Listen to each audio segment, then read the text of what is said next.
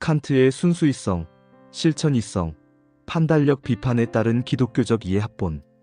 칸트의 순수이성 비판, 나의 인식의 주체성을 얻다.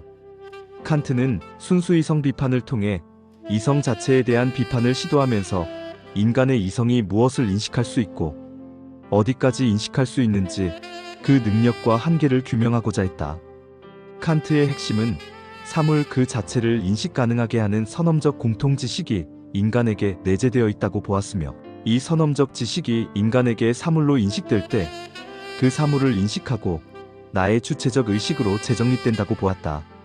내가 사물을 인지할 때 시간과 공간이라는 틀에서 보여지는 것이기에 그 감각기관을 통해 받아들여지고 그 사물의 인상들이 어떻게 공통적으로 인간이 인지할 수 있는지를 규명한 것이라 하겠다. 이런 면에서 칸트는 인간의 지성의 범주라는 선험적인 개념들을 가지고 있어서 감성으로 인지하고 다양한 인상들을 통일시켜 하나의 인식 대상으로 만든다고 했다. 즉, 어떤 사물을 나에게 주어지는 표상으로 받아들일 수 있어야 그 사물을 이해할 수 있고, 나와 동일성 인식을 타인들도 인식하는 통일된 대상으로 인식하게 된다는 것이다. 물론 이런 통일성은 인간이 만들어낸 개념적 사고가 사회화를 거쳐서 보편화된 결과일 수도 있겠다.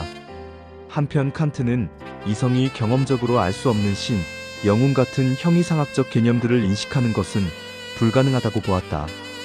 왜냐하면 이러한 관념들은 사물 그 자체라는 경험의 대상을 넘어서는 것이기에 순수 이성만으로는 참된 지식을 얻을 수 없다고 보았다.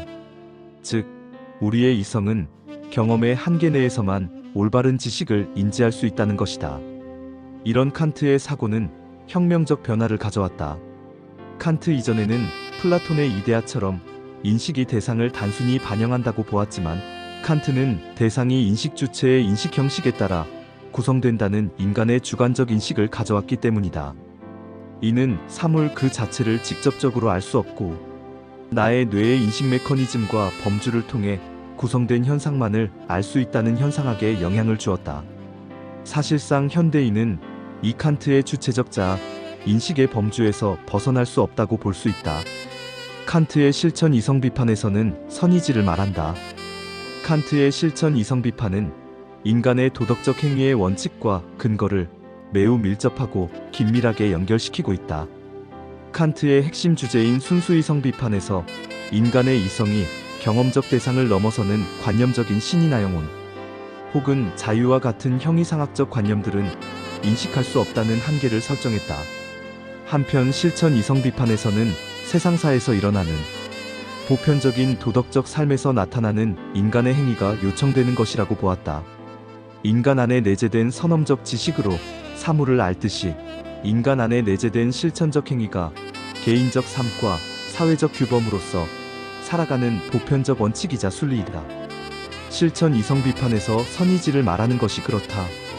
칸트의 핵심 주제인 선험적 지식처럼 인간에게 내재된 선험적 선의지만이 선하다고 보았다.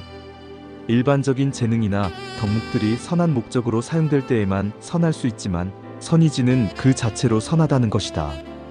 일반적으로 도덕적 행위는 사회 통념상 의무에서 도덕적인 가치를 지닌다. 즉, 개인적인 감정이나 욕구 혹은 행동의 결과에 대한 기대로부터 나오는 행위는 도덕적 가치를 가지지 못하기 때문이다. 이런 면에서 칸트는 도덕 법칙이 모든 이성적 존재에게 보편적으로 적용되는 정언명법에 따라야 한다고 했다. 즉, 개인이 사회적으로 따라야 하는 윤리적 규범은 반드시 그 정언명법에 따라야 한다는 것이다.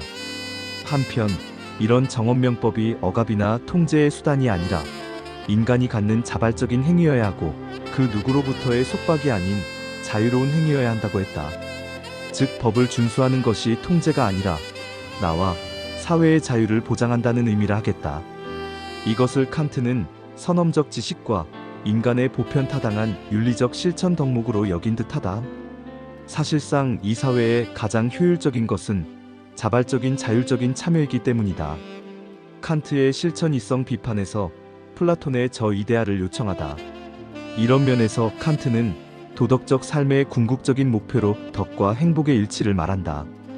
덕을 추구할 때 마땅히 행복해져야 하지만 현실 세계에서는 덕 있는 자가 불이익과 불행한 결과를 얻기도 한다. 이런 것은 사회적 모순성을 지적한 것으로 인간의 선의지가 선한 결과로 나타나지 않는 인간과 사회의 모순성을 직시한 것이다.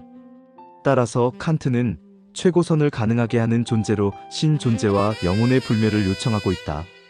이런 관념들은 경험적으로 증명될 수는 없는 것이지만 도덕적 삶을 합리적으로 영위하기 위해서 반드시 필요한 요소로서 실천적 이성을 바르게 실행할 때 필요한 것으로 보았다.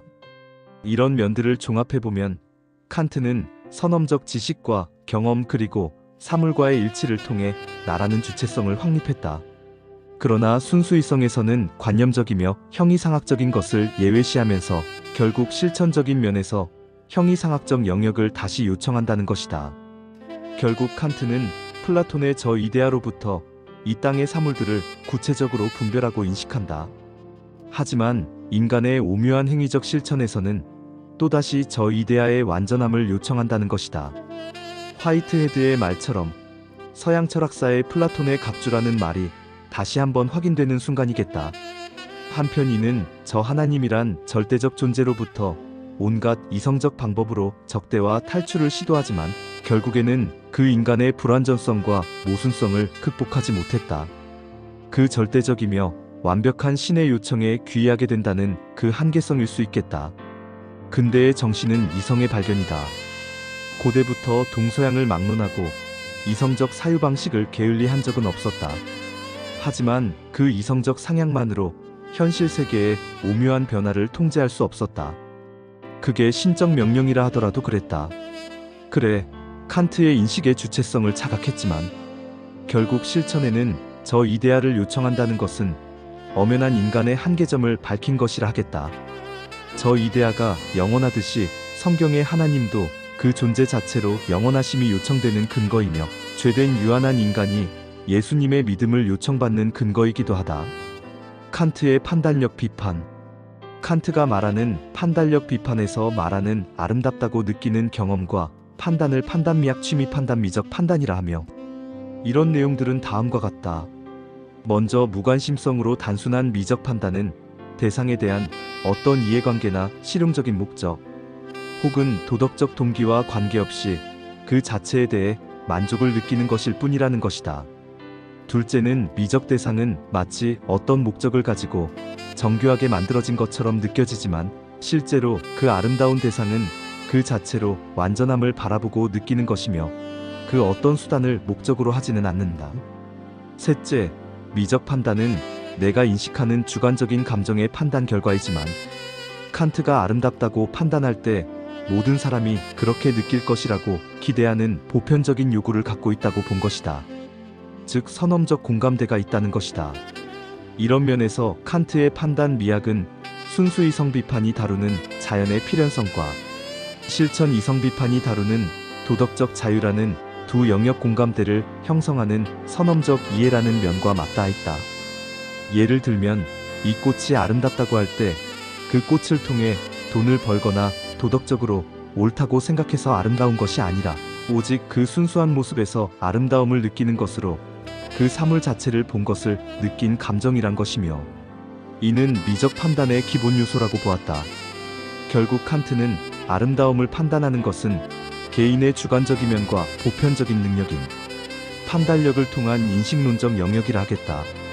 따라서 인식하는 선험적 순수이성과 실천적 판단, 이성 사이에 일어나는 간격을 잇는 다리 역할을 하는 것이 판단력 비판이며 이는 판단미학 취미 판단이라고 보았다.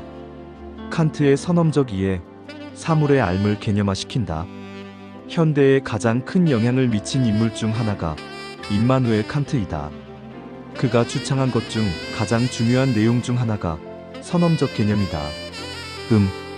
가장 좋은 비유는 우리 마음속에 미리 설치된 정리 프로그램이나 틀이라 할 수 있다.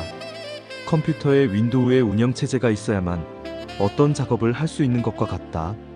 선험적이라는 말은 경험보다 앞선다는 뜻이다. 세상에서 태어나서 경험하기 시작하기 전부 내재적으로 작동하는 프로그램이나 틀과 같은, 즉 경험을 통해 배우는 게 아니라 경험이 가능하도록 만드는 조건이라는 의미이기도 하다. 우리가 뭔가를 보거나 들을 때 모든 것은 언제 어디에서라는 시간과 공간이라는 틀 안에서 인식된다. 이 시간과 공간은 외부 세계에 있는 게 아니라 사물을 받아들이는 기본적인 형식인 것과 같다.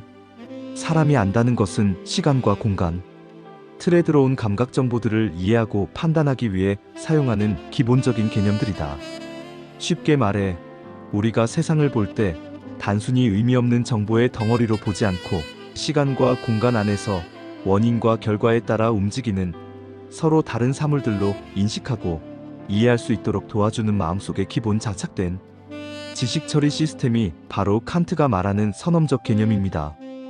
이 틀이 없으면 우리는 그저 혼란스러운 감각 정보의 바다에서 길을 잃을 수밖에 없을 것과 같다. 사람이 안다라고 하는 것은 외부 세계에서 우리에게 쏟아져 들어오는 감각 정보, 색깔, 소리, 질감 등은 마치 아무렇게나 흩뿌려진 조각들 같아 정보라 할 수 없다.